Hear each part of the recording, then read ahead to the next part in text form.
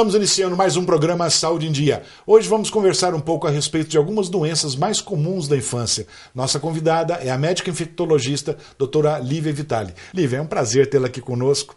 Podemos conversar um pouquinho e tirar as dúvidas, né, de nossos telespectadores. O prazer é meu, agradeço o convite. Doutora, e falando em doenças comuns, vamos começar pelo sarampo. O que vem a ser o sarampo? O sarampo é uma doença viral que já foi muito comum, né? E de uns anos para cá ocorreu mesmo uma erradicação da doença no país. Graças a Deus, né, Ainda Lívia? bem. Só que aí, o que aconteceu? Alguns países da Europa, Japão, alguns países ali do Oriente Médio, ocorreram um aumento do número de casos por falha vacinal. E nós tivemos a reintrodução novamente do sarampo no nosso país. Então, é por isso que nós temos que ficar atentos, né, com a vacinação, porque é uma doença que ela é altamente transmissível, a transmissão é pelo ar.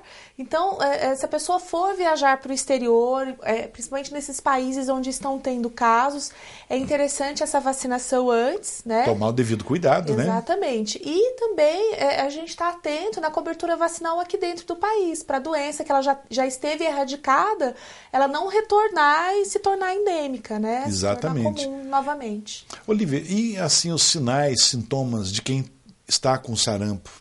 Você pode dizer pra gente? O sarampo ele é uma doença potencialmente grave, né? O paciente, geralmente, ele atinge mais a faixa etária, as crianças, né? Então, são manchas vermelhas no corpo, que a gente chama de exantema, febre alta, né? Coriza, pode dar tipo uma conjuntivite também. Tem um sinal que a gente chama de sinal de Koplik, né? Que é uma mancha branca que a gente examina na hora que a gente faz o exame da orofaringe.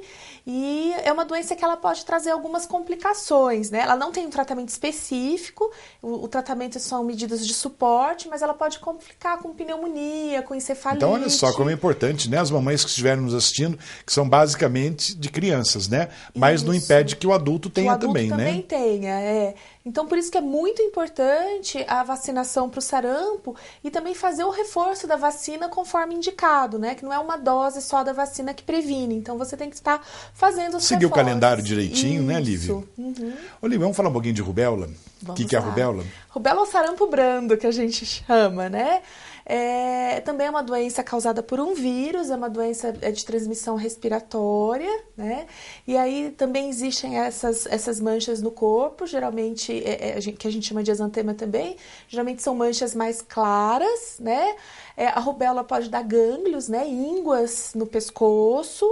A criança também pode ter febre, ou o adulto pode ter febre, e o tratamento também são sintomáticos, muita hidratação, antitérmicos, né? E não esquecendo de procurar sempre o médico especialista, sim, né? Para poder fazer o diagnóstico. Né? Isso. Olívia, uma coisa que é muito comentado também é gravidez e rubéola.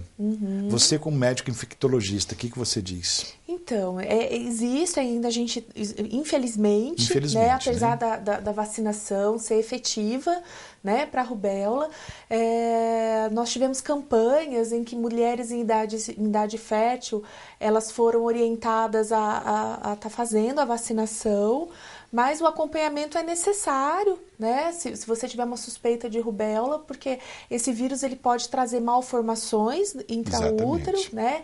Você pode ter abortamentos, você pode adiantar o parto e a criança pode nascer transmitindo a rubéola, né? Então, é uma gestação que tem que ser acompanhada mais de perto. Todo cuidado, né, é necessário. Procurar tomar, como você disse, as vacinas, né, de rotina, e também tomar cuidado se tiver numa época assim que tem alguém com a rubéola, ficar longe, né, sabendo que está grávida, tá, não aproximar da pessoa. Isso, principalmente porque a transmissão é por via aérea, né? Então não ter contato. Se afastar mesmo sem contato, né? Uhum. E a catapora, Lívia? A catapora eu acho que é a doença transmissível, mais transmissível, né? Eu acho que é a que todo mundo mais conhece também, né? Que ela geralmente também é em crianças, quando no adulto ela é mais grave, né? Existe, assim, as lesões, elas atingem uma maior superfície corpórea e ela começa como bolhas, né? Essas bolhas, elas se tornam com aspecto de pus, depois elas se rompem e formam crostas. Então, a pessoa está transmitindo a catapora até a fase da crosta, né? A catapora, geralmente ela não complica, mas quando complica, as complicações são graves, principalmente ela pode dar também pneumonia e pode dar uma encefalite também viral, né? E essa pneumonia, geralmente, assim, são aquelas lesões que a criança vai lá e coça, né? Porque elas são pruriginosas. E aí fica tudo marcadinho o corpo, né? Fica marcadinho, e aquilo lá é porta de entrada para a bactéria, né? Exatamente. E aí essa bactéria pode estar causando ou infecção no local, né, que é no local das lesões, ou então até mesmo pulmonar, né? Então a gente tem que ficar atento, porque as complicações da catapora são Embora, digamos assim, não é uma doença tão complicada, mas pode haver complicações, né? Isso, quando ela complica mesmo. Né? Isso. E a cachumba, doutora? A cachumba também é causada por um vírus, nós estamos falando das doenças virais, né, doutora? Também é uma doença viral, pode dar febre, e ela é uma inflamação da parótida, né? Então você tem um aumento da glândula parótida, é uma íngua que dá geralmente de um lado só, né? E aí é importante o repouso, né? O principal tratamento da cachumba é o repouso, Isso. Porque pode estar acometendo também testículos, né? No caso dos meninos, então... É a grande preocupação, acredito, das mamães, né? Quando a criança tem a cachumba, né? Exatamente, que ela também pode estar cometendo os testículos, então podendo levar até a infertilidade, né? Então o tratamento também são sintomáticos, antitérmicos e muito repouso. Muito repouso. Isso. E procurando o médico para orientação. Também, porque como dá gânglio, né, como dá essa íngua, pode fazer diagnóstico diferencial com várias outras doenças, inclusive com a rubéola, com a mononucleose, né, com toxoplasmose, então com outras doenças que também causam gânglios. E a transmissão também é contato? É contato, por via aérea. Doutora, nós vamos fazer um breve intervalo, já voltamos com o programa Saúde em Dia. Voltamos com o programa Saúde em Dia. E hoje com a doutora Lívia, nossa convidada, que é a médica infectologista. Vamos falar um pouquinho então de coqueluche, pode ser? Vamos. Então, a coqueluche agora é uma doença bacteriana, né? Nós falamos no primeiro Chega bloco, de virais, né? De doenças virais. E é uma doença que, assim, nós estamos observando um aumento na incidência. Por quê? Porque, assim, a vacina é efetiva, mas com o passar dos anos, os níveis de anticorpos vão diminuindo. Então, é muito importante estar fazendo o reforço. Existe atualmente uma vacina que pode ser feita, porque antigamente a vacinação, o reforço da coqueluche era até 4 anos de idade, 4, 5 anos. Depois não se fazia mais esse reforço. Então, agora existe um reforço da vacina de coqueluche para adultos. Olha só, muito bom. E foi uma das últimas vacinas que entraram no calendário público de vacinação para vacinar gestantes. Porque o que acontece? Como os níveis de anticorpos vão caindo, né, com o passar dos anos, essas gestantes elas estavam suscetíveis. E como a criança ela só vai receber a primeira dose da vacina de coqueluche aos 2 meses de idade, ela estava, ao nascer, né, acaba que a criança, o lactente está desprotegido. Então é muito importante essa mamãe estar se vacinando, né, na gravidez, porque aí ela vai estar já passando esses anticorpos de mãe. Já está prevenindo. Exatamente, para o futuro bebê. Para o futuro. Né? Antes dele tomar a vacina, ele já vai estar nascendo com os anticorpos. Então, por isso que é muito importante, todas as mães gestantes, a gente pede também, se for possível, os pais, as pessoas que vão ter um contato mais direto com essas crianças, também está preconizado a vacinação desses contatos, porque o adulto, ele tem a coqueluche, mas de uma forma mais frustra, assim, não é aquela coqueluche, né?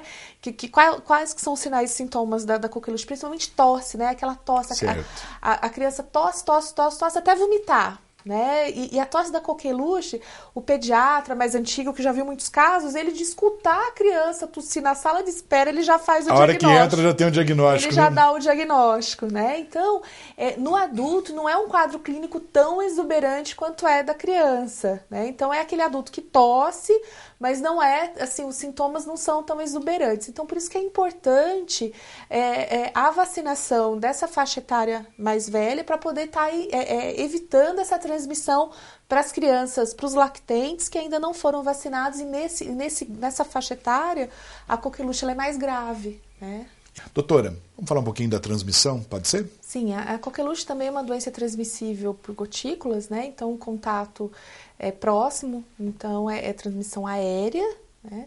Então, por isso que é importante todas as pessoas que vão ter contato mesmo com o recém-nascido, elas não estarem com doenças respiratórias mesmo, né? Com tosse, porque a transmissão da coqueluche é por via aérea. Eu acho que é até importante, né? Você falou uma coisa muito importante agora, que a pessoa que tiver com algum probleminha, alguma doença, evitar chegar perto ou da grávida ou do recém-nascido, não é verdade? Isso, porque, por exemplo, a grávida, ela já é uma imunossuprimida, né? A própria gestação, ela diminui a defesa da grávida para ela poder levar a gestação até o final.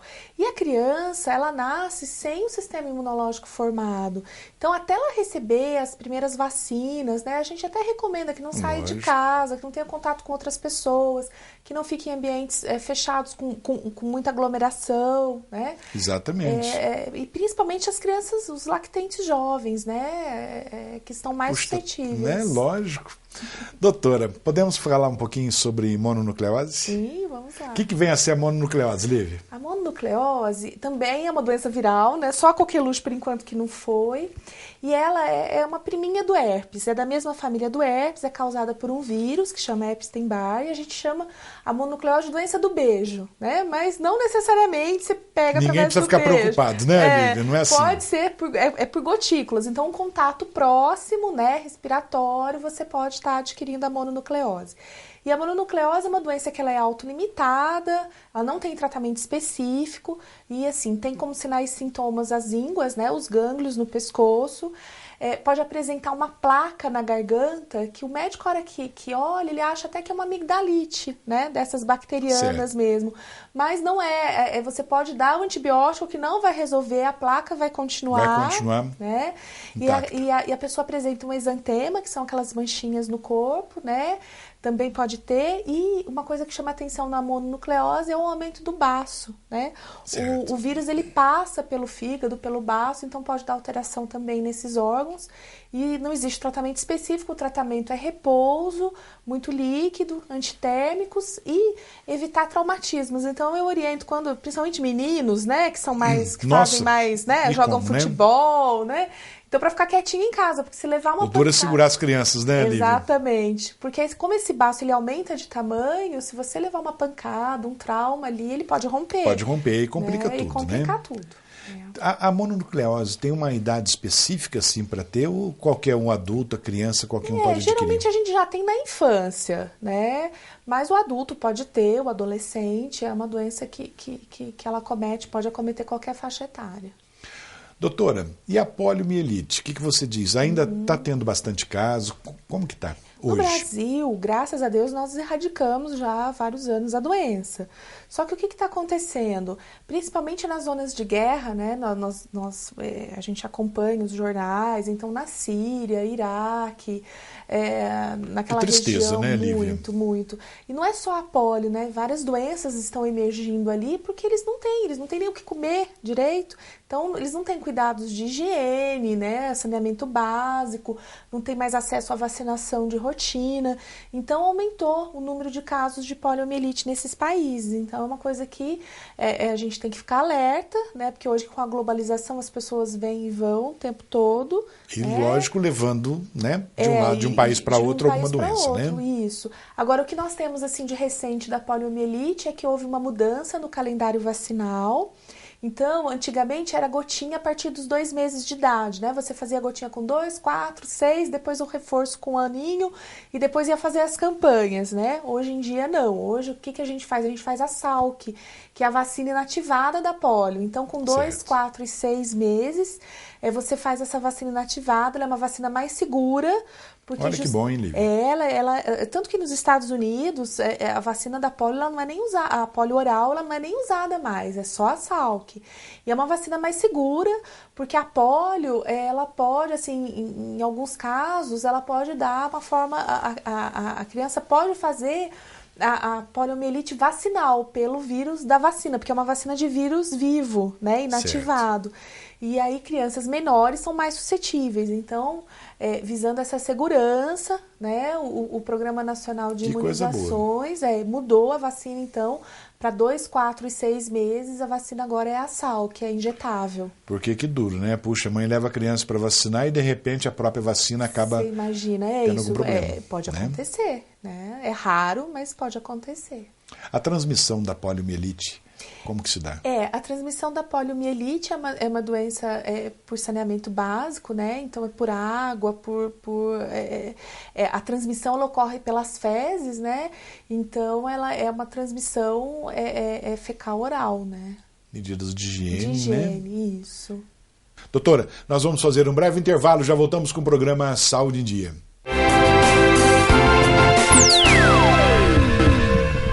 Voltamos com o programa Saúde em Dia e hoje conversando um pouco a respeito de algumas doenças mais comuns da infância. E nesse bloco também a presença da Thaís com as perguntas de nossos telespectadores. Thaís, você já teve todas essas doenças ou não? Não, doutor, graças a Deus, minha mãe deu todas as vacinas desde criança. Que coisa boa, né, Thaís? Bom, doutor, o prazer é meu estar aqui novamente no programa. Gostaria também de deixar já o endereço para o pessoal de casa, né, participar com a gente, que é drluciano@programasaudeendia.com.br. Eu já estou esperando a participação de vocês e lembrando que a identidade, né, o sigilo de todas as perguntas, né, de quem nos envia, ele é mantido por questões éticas. Doutora Lívia, vamos falar um pouquinho a respeito de pneumonia, pode ser? Sim, pode ser. O que vem a ser a pneumonia, todo mundo sabe que a pneumonia é isso, aquilo, mas vamos explicar direitinho para os nossos telespectadores? Uhum. A pneumonia é uma infecção dos pulmões, né, que ela pode acontecer por vírus, mas mais comum por bactérias. E ela costuma ocorrer mais nos extremos de idade, né, mais nas crianças ou então nos idosos. E assim, o que a gente tem visto é uma diminuição no número de internações, né, de crianças depois que a vacina, eles falam, a gente chama de vacina para pneumonia, mas é a vacina contra o pneumococo, que é uma bactéria, que é a bactéria que mais causa pneumonia. Ela entrou na rede pública já há alguns anos, né? Então isso causou um impacto muito grande, positivo, né? Na diminuição de internações. Graças a Deus, graças né? Que a coisa Deus, boa. muito bom. Então, principalmente é essa bactéria, o pneumococo, né? Que causa, mas a gente pode ter pneumonia por outras bactérias também. Né? Mas é uma doença que, assim, a maioria das vezes o diagnóstico ele é dado, a criança tem febre, tem tosse, chiado, fica com falta de ar, né? Aquela tosse com aquele catarro já mais amarelado, né? Então a gente já, quando esses sintomas perduram aí por 2, 3 dias, a gente já acha que já não é mais uma gripe, pode já ter alguma contaminação bacteriana e ficar atento para o tratamento. Na maioria das vezes o tratamento ele pode ser feito em domicílio, né? E nos casos sem mais necessidade graves, de internar, né? Isso é bom. Nos casos mais graves é necessária a internação, mas a vacina, ela deu um impacto muito positivo, assim, que na coisa redução. boa, né, doutora? Muito bom. E, Lívia, a pneumonia na pessoa idosa é um pouquinho pior, né, não? Então, eu acho que todas as infecções, né, nas pessoas idosas, porque são os extremos de idade mesmo. A gente tem uma senescência, né, uma diminuição do sistema imunológico nos idosos. Então, é onde eles também podem fazer as infecções. As infecções deles são mais graves. Então, é importante, assim, a gente tá identificando precocemente, tá tratando os quadros virais, os quadros bacterianos, né? E também agora tem uma vacina que é mais efetiva. A gente tinha uma vacina que era a Pneumo 23 anteriormente. Hoje nós temos uma vacina específica para os idosos, é a vacina Pneumo 13, que é uma vacina que ela tem uma eficácia grande também para essa bactéria, né? Lembrando assim, a gente tem várias bactérias que podem causar a pneumonia, mas a mais comum é essa, que é o pneumococo. Então, e a transmissão, Lívia? A transmissão da pneumonia também é por via aérea, né? Também. E o inverno favorece, né? Porque as pessoas, elas se aglomeram, ficam mais em ambientes fechados. Então, por exemplo, se você for andar de ônibus, né? Não andar com o ônibus com as janelas todas fechadas. Se você estiver numa sala, deixar sempre uma janela aberta, não fica usar mesmo o bom senso, né? Exatamente. E, inclusive, a pessoa também tem que ter, como eu acabei de dizer, o bom senso de não chegar perto de alguém, chegar perto de um idoso, chegar perto de um recém-nascido, Não é verdade? Quando você estiver doente, eu acho que, né? puxa, a pessoa tem que... Até a etiqueta da tosse, né? Quando teve aquele surto de H1N1 que nós tivemos alguns anos atrás, né? Eu acho que as pessoas estavam mais, assim, atentas. Aí a coisa vai caindo, né? No dia a dia. Colocar a mão, tampar, então, né? Tem a etiqueta da tosse. Quando você for tossir, ou você põe a mão, ou você... põe o braço, né? Ou você põe, né, o braço, que aí você evita mesmo de estar disseminando essas partículas pelo ar e de estar transmitindo isso para outras pessoas. Doutora, vamos falar um pouquinho das perguntas dos nossos telespectadores, pode ser? Claro. Thaís? Bom, a primeira delas, doutora, quais são as doenças mais frequentes no inverno? Principalmente as doenças respiratórias, né? Justamente como a gente acabou de falar, as pessoas se aglomeram mais, então é um ambiente propício, né, para a proliferação dessas doenças. Então a gente tem as gripes, os resfriados, né, as IVAs, como a gente diz, a infecção das vias aéreas superiores. A gente pode ter também conjuntivite, né, por essa aglomeração também de pessoas. As meningites, né, também são mais comuns agora no inverno. Então, são doenças que se aproveitam de aglomeração mesmo para poder estar se disseminando. Sim, doutora, quais são os públicos mais vulneráveis a essas doenças? Acabamos de falar alguma coisa sobre isso, né, Lívia? Isso, são os extremos de idade. Então, são crianças menores de 2 anos e idosos acima de 60 anos, né? Que são, vamos dizer, os indivíduos que não estão com o seu sistema imunológico totalmente 100%, né? Que tem que tomar um pouco mais de cuidado, Exatamente. né? Uhum. Doutora, como podemos nos prevenir ou amenizar os sintomas? A prevenção seria principalmente estar evitando locais aglomerados, né, com aglomeração de pessoas. A gente sabe que no inverno as pessoas têm tendência a ficar em locais mais fechados. Então é muito importante, num ônibus, né, numa sala de espera, não ficar com o ambiente totalmente fechado. E amenizar os sintomas através da ingestão de líquidos, né? A gente sabe que o líquido ele ameniza esses sintomas e evita aí um desfecho desfavorável dessas doenças.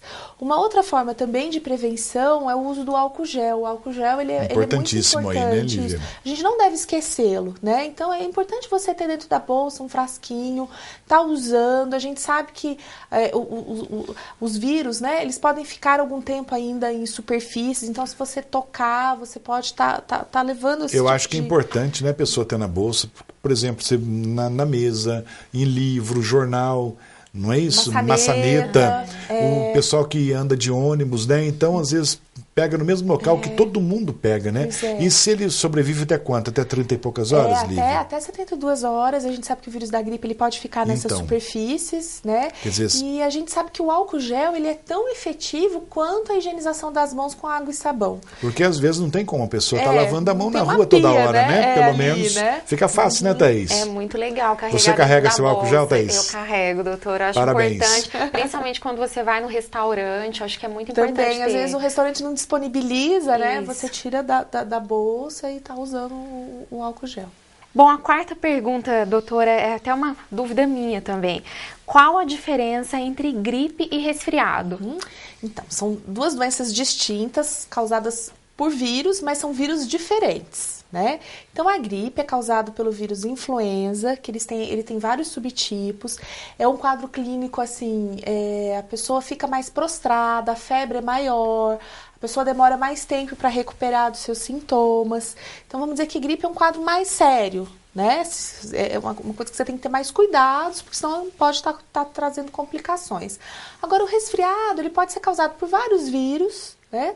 Mas é um quadro clínico mais leve, autolimitado, ele não tem uma duração tão grande uma coisa mais suave, né? Mais suave, a febre é mais baixa, se houver, é mais uma coriza, né? Uma tosse, mas que logo, uma febrinha baixa, que logo a pessoa se recupera, não precisa assim de tanto repouso, né? A gripe não, o quadro gripal já demanda maiores cuidados. Mais cuidados. Isso. Bom, doutor, hoje foram essas as participações online. Eu gostaria novamente de deixar o endereço de e-mail, que é drluciano@programasaudeendia.com.br. Espero a participação de vocês, não só do tema do dia, né, doutor? Lógico. Mas outros assuntos as que são dúvidas também que tiverem, né, Thaís? relacionados à saúde. E convido também o pessoal de casa a visitar a nossa página no Facebook e no Instagram, que é Programa Saúde em Dia, e também a sua página particular. lar, né, doutor? Quem quiser pode acessar minha página, está no nome do Facebook, que é Luciano Tadeu Simão Encrossi. Isso, esperamos a participação de vocês. Se Deus quiser. Doutora Lívia, infelizmente, chegamos no finalzinho do programa. Muito obrigado pela presença, muito obrigado pelas explicações, que tenho certeza que nossos telespectadores gostaram muito. E antes de encerrarmos, eu gostaria, se possível, que deixasse uma mensagem para os nossos telespectadores. Pode ser? Pode, claro. Olha, eu que agradeço, né, o convite de estar aqui. E assim, eu acho que a mensagem que eu gostaria de deixar é sobre mesmo os cuidados, o autocuidado, né? A pessoa está higienizando as mãos, está tomando cuidado, assim, do ambiente que frequenta, né? De não ficar em locais fechados, né? E água usar o bom senso, usar o bom senso, exatamente. E água e sabão não faz mal para ninguém, né? Pelo contrário, né? Doutora, então, mais uma vez, muito obrigado. Thaís, muito obrigado. Chegamos, então, ao final de mais um programa Saúde em Dia. Fiquem com Deus e até a próxima semana.